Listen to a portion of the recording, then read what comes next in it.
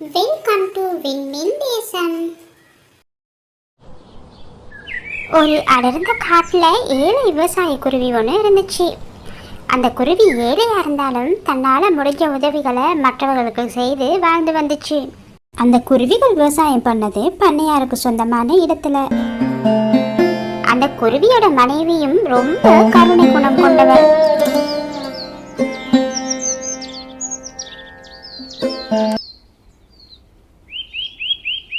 மீனா மீனா, நான் கொஞ்சம் தோட்டத்துக்கு போயிட்டு வரேம்மா. ஏன் குமரா, சாப்பிடாம போறீங்க? ரொம்ப நேரம் எடுக்காதம்மா, நான் சீக்கிரமா வந்துடுவேன். அந்த ராசுகிளி வீட்டில் 2 பேருக்கும் உடம்புக்கு முடியலையா, எலும்பு கூட முடியலையா, அதனால கொஞ்சம் காய்கறிகளை கொடுத்துட்டு வரேன்னு. நான் சீக்கிரமா வந்துடுவேன்.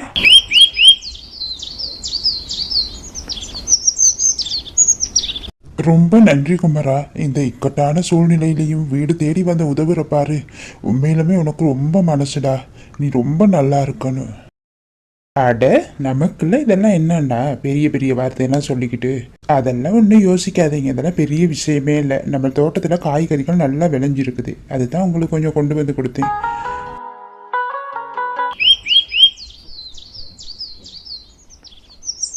ஏன் குமரா, இந்த மாதிரி விளைச்சலோட பங்கு பண்ணையார் வீட்டுக்கு கொடுத்துட்டீங்களா? ஆமா மீனா, அது 2 நாளைக்கு முதல்ல கொடுத்துட்டேன். ஏன் திடீர்னு அதை பற்றி கேட்குற? அந்த லட்சுமியோட மாப்பிள்ளை செய்தார்ல தோட்டம், பண்ணையாரோட தோட்டம், அதை அவர் திருப்பி வாங்கிட்டாரா குமரா? அச்சோ, உண்மையாவா சொல்கிற? அவரை நம்பவே முடியாது மீனா. எந்த நேரத்தில் எப்படி மாறுவார்னே தெரியல. இந்த முறை நம்மளோட விவசாய நிலத்துலேயும் நல்ல விளைச்சல் வந்திருக்குது. திடீர்னு நிலத்தை கேட்டுட்டா என்ன செய்ய போகிறோமோ தெரியல. நானும் அதை தாங்க யோசித்தேன். திடீர்னு கேட்டால் என்ன செய்ய போகிறோமோ தெரியல.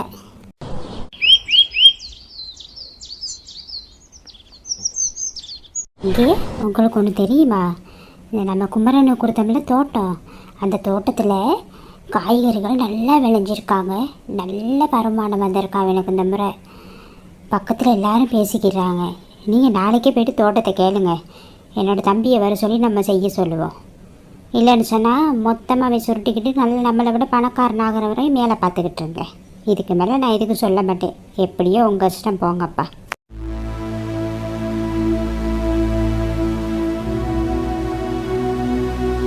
குமரா குமரா. வாங்க பண்ணையாரையா. அவர் தோட்டத்துக்கு போயிருக்காரு. என்ன விஷயம்னு தெரிஞ்சுக்கலாமா? குமரன் தோட்டத்துக்கு போகிறது இதுவே கடைசியாக இருக்கட்டும். நாளையிலேருந்து அந்த தோட்டத்தை நான் செய்கிறதா இருக்கேன். இனிமேல் குமரன் அந்த தோட்டத்துக்கு போக வேணான்னு சொல்லி. ஐயோ பண்ணையாரையா, திடீர்னு இப்படி வந்துன்னு சொன்னால் நாங்கள் என்ன செய்கிறது? அந்த தோட்டத்தை நம்பி தான் நாங்கள் வாழ்ந்துக்கிட்டு இருக்கோம். இனி குளிர்காலமாக ஆரம்பிக்க போகுது. கொஞ்சம் தயவு பண்ணுங்க ஐயா, இன்னும் கொஞ்சம் கால அவகாசம் தாங்க ஐயா. அதெல்லாம் நல்ல கதை. அதுக்கு நான் என்ன செய்கிறது? இவ்வளோ நாள் உங்களுக்கு காலம் கொடுத்ததே பெரிய விஷயம். நல்லதோட சொல்லிட்டேன். இனி சொல்லலைன்னு சொல்லாத. நாளையிலேருந்து குமரனை தோட்டத்துக்கு போக வேணான்னு சொல்லி. நாளையிலேருந்து நான் அதை செய்ய போகிறேன்.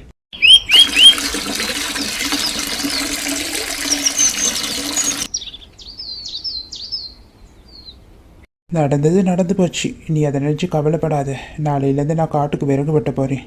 இனி குளிர்காலமாக ஆரம்பிக்குதில்ல, விறகு கொஞ்சம் நல்ல வியாபாரம் நடக்கும்னு நினைக்கிறேன். இன்னும் ஒன்றும் யோசிக்காதது மீனா. இல்லைங்க, ராத்திரி பகலாக நீங்கள் அந்த தோட்டத்திலே தான் கஷ்டப்பட்டீங்க. நல்ல விளைச்சல் வந்திருக்கிறப்ப இப்படி வந்து திடீர்னு தோட்டத்தை கேட்டார். அதுதான் எனக்கு சரியான கவலையாக இருக்குது. சரி சரி விடு, பார்த்துக்கலாம். பிறகு குமரன் விறகு வெட்டி வியாபாரம் செய்கிற வேலையை ஆரம்பித்தான்.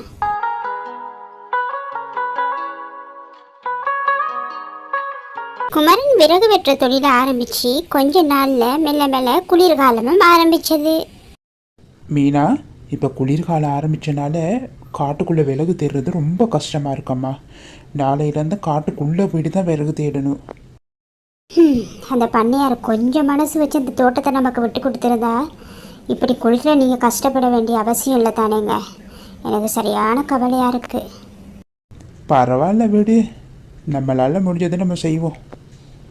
மறுநாள் காலையில் குமரன் விறகு வெட்டேறி காட்டுக்குள்ளே புறப்பட்டு போனான்.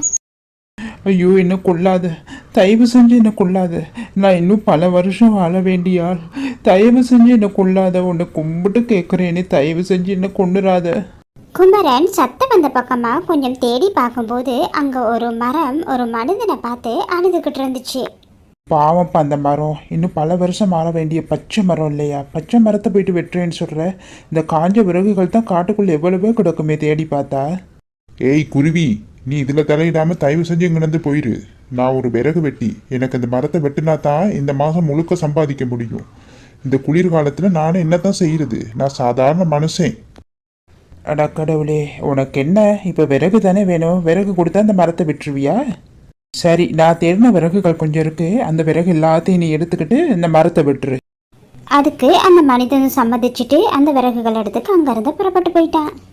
நீ செய்த உதவிக்கு ரொம்ப நன்றி குருவி. நீ மட்டும் சரியான நேரத்தில் இந்த இடத்துல வரலன்னு சொன்னால் இந்நேரத்துக்கு அந்த மனிதன் என்னை வெட்டி கூறு போட்டிருப்பான். என்னோட உயிரை காப்பாற்றினதுக்காக நான் உனக்கு கொண்டு தாரேன். இது சாதாரண புல்லாங்குழல் இல்லை, மாய புல்லாங்குழல்.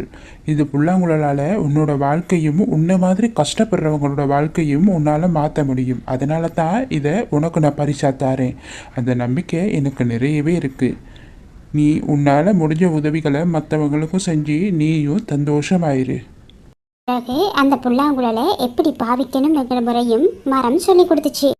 மரம் இவ்வளவு சொன்ன பிறகு தன்னால் மற்றவங்களுக்கும் உதவக்கூடிய ஒரு சந்தர்ப்பம் கிடைச்சிருக்கதை நினச்சி சந்தோஷப்பட்டு குமரன் அந்த புல்லாங்குழலை வீட்டுக்கடத்துக்கு புறப்பட்டான்.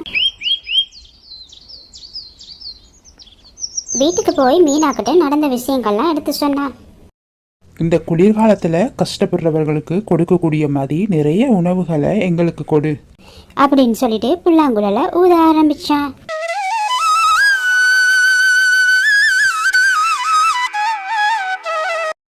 இப்படி கேட்டதை கொடுக்கும் புல்லாங்குழலின் உதவியால மற்றவங்களுக்கும் உதவி செஞ்சுக்கிட்டு குமரனும் தான் சந்தோஷமா வாழ ஆரம்பிச்சான்.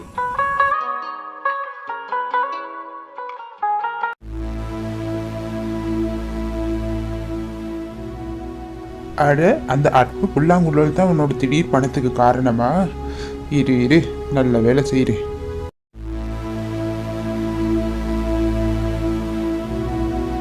இரவானதுக்கு பிறகு பன்னியாருக்காகவும் குமரன் வீட்டை நோக்கி புறப்பட்டுச்சு.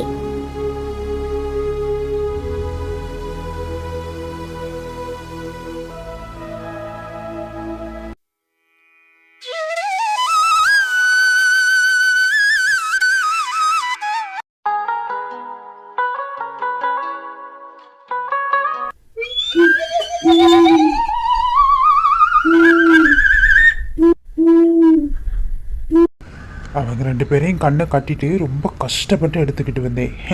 இனி நாம தான் ராஜா பொன்னி. நினைச்சதை கேட்டு வாங்கலாம் அந்த புல்லாங்குழல்ல இருந்து. எங்க எனக்கு நிறைய நகைகள் கேளுங்க.